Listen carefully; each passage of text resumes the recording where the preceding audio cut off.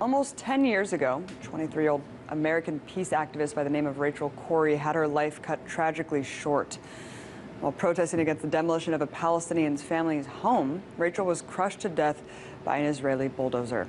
She was a member of the International Solidarity Movement and had gone to Gaza at the height of the Second Palestinian Intifada in March 2003.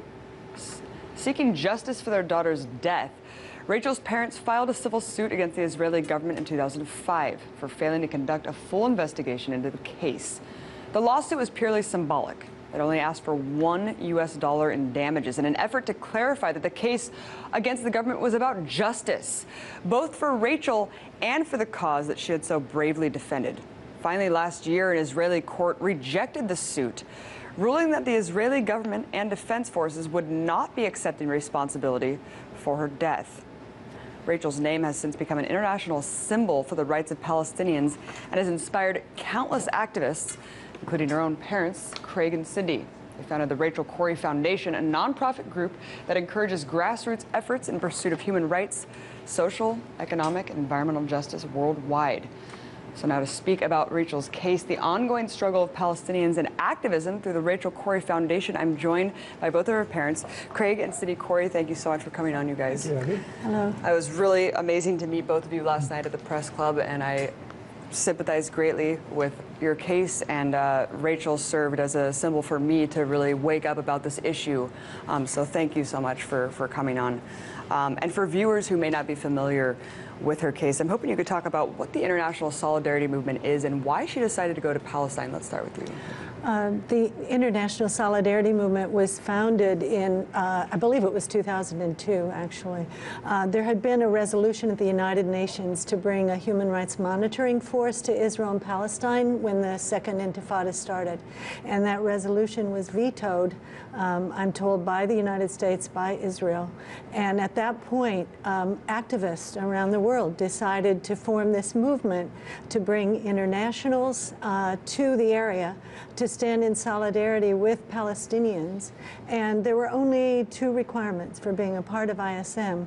One needed to believe in the principles of freedom and equality for the Palestinian people, and to use only nonviolent forms of resistance in challenging the Israeli occupation that had been going on for so long. And Craig, you guys decided to take on the Israeli government in 2005. Why did this take so long? I mean, you guys just got a verdict last year.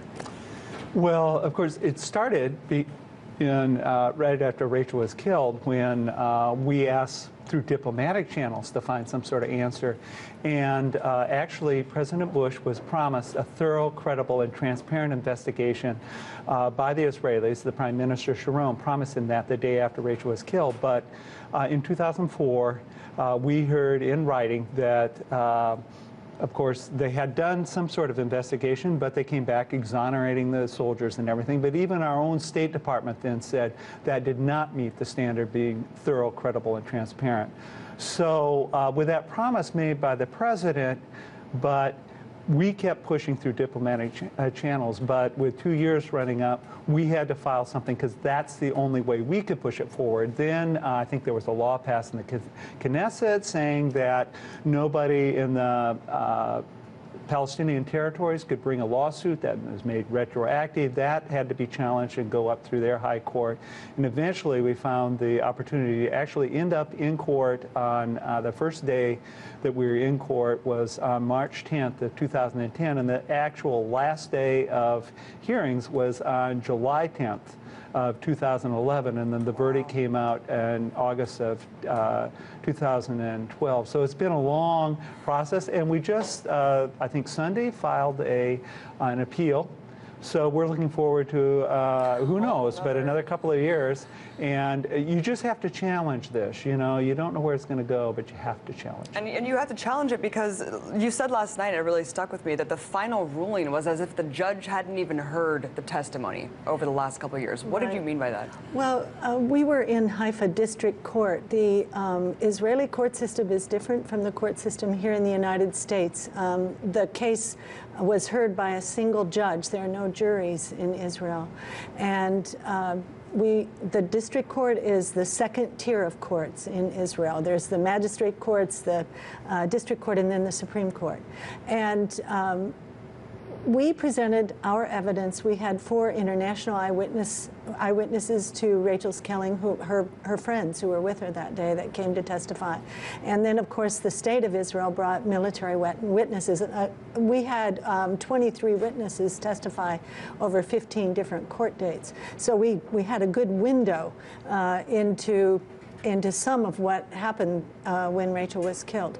But when the decision came down, the judge stated that what happened to Rachel was an act of war. And as such, the Israeli military could not be held responsible for what happened to Rachel. He went on to say also that he believed that the people in the bulldozer did not see Rachel, but he failed to reconcile all of the inconsistencies in the testimony that we heard, even between the 2 people that were in the bulldozer that that harmed Rachel. And it appeared to us from the reading of it, it was just about as bad a verdict as it could be. And that in some ways, you know, we might have not heard all the witnesses over the course of that 2-year period, that he simply took what the state brought in their original statements about the case, what they had to say about it, and accepted and adopted that. Well, I'm very glad that you're challenging that verdict. It really does need to be challenged. And of course, last night you were saying that, you know, the affidavits written all were eerily similar, had kind of the same language, almost as if they didn't write them themselves, the people in defense. But I wanted to move on to the home that Rachel was trying to protect. You said that it was riddled with bullet holes. Why? I think that now that home was built actually after the Oslo agreements. The family that lived there moved back they were living in Egypt at the time. And it was in the middle of a neighborhood when they purchased the plot and built the land. But those homes that were between it and not the Israeli border, but the Egypt border, were destroyed by the Israeli military, trying to make a larger buffer zone there. So the tanks would drive by in the middle of the night and shoot into the home. And so we went into that home. It was still standing about 6 months after Rachel was killed. We went in, we saw the bullet holes into the children's bedroom. So the older brother lived on the ground floor. The younger brother with his family lived on the second floor.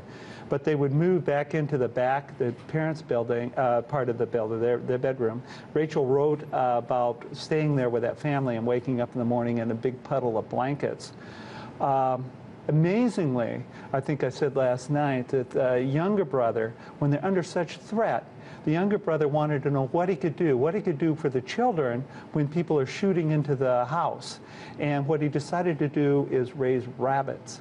Because when you're under that much threat, the most important thing is to maintain your capacity to love. Right. And so they got these little rabbits, and we saw the children there petting these furry rabbits. An amazing story. By the time we saw this house, it was really the only house standing in that row of houses on the border. And Human Rights Watch, in a report in 2004, said that 1/10 of the population of Rafah during that period lost their homes. That was 16,000 to 17,000 people. And one row after another of houses were destroyed. So for this family, it was simply that their house was the next in line. I don't know if our viewers can see, but that's really the scene between the house and the Egyptian border, and with Rachel there. And those used to be all houses, if you can imagine that. Oh, it's truly amazing, and also just the method of terrorizing people who live there, shooting into the homes where they can just trying to get them to evacuate themselves before, of course, going to demolish them. How can we? You know, you said that the only way an end to this occupation will come if the U.S. really stops funding it. And of course, taxpayers ultimately are funding this. I mean, how can we promote an end to this occupation and avoid the stigma of just being labeled anti-Israel while doing it? I think that our friends in Israel who are working to change their government's policies tell Craig and me during the many months that we've been there for the trial that they can't do it alone, and that it requires us on the outside to really work for changes in policy and to really hold the Israeli government accountable. For the U.S., that is to, I think, address the funding, because we're providing $3 billion a year, $30 billion over a 10-year period here up to 2018. And Craig and I believe that the Caterpillar bulldozer that killed our daughter was paid for with our tax money. We have laws in the United States, the Arms Export Control Act, the Leahy Amendment. We believe that there's still an issue between the U.S. government and the Israeli government over Rachel's case. Contrary to what the judge thought, everything that we learned in the trial about the quality of the investigation that took place was that it was very inadequate, very flawed, and yet there's not been accountability to the U.S. government from Israel about what happened. And there should be some accountability through our laws. There should be some impact with the funding. I think, actually, I look to the rest of the world right now, because as I saw the UN vote around Palestinian statehood, and I saw a map afterward that showed the U.S. and Canada, Israel, and a few other islands opposing that vote in the United Nations, but the rest of the world standing with the Palestinian people. I draw a lot of hope from that. I think that that the policies that we're following right now are not in U.S. interests, not in Palestinian interests, certainly, but also not in Israeli interest. And I look to the rest of the world to exert some pressure, and certainly for people in this country to insist that our own laws are followed. Absolutely. We have only about a minute left, but I wanted to ask you about the Rachel Corrie Foundation. It's grown into something so much bigger than just this struggle. Talk about how you became activists and really what this organization's doing. We have very little time left. Okay, well, it's a grassroots sort of thing. We're trying to, like Rachel did, try to, on the grassroots level, combine people so that they understand each other from different parts of the world. And of course, Rachel impacted a whole lot of people around the world. And so we're trying to get them in touch with each other, trying to bring people, for instance, in Gaza, particularly trying this year to bring some people to the United States and get some people from the United States. We were just in Gaza in November, bringing some people from the United States. So a lot of this grassroots activism and knowing each other. And I do that through art, which Rachel is about, written word, which Rachel is about, and then just the communications. Thank you so much, both of you, for coming on. Craig and Cindy, Corrie. Thank you for having us.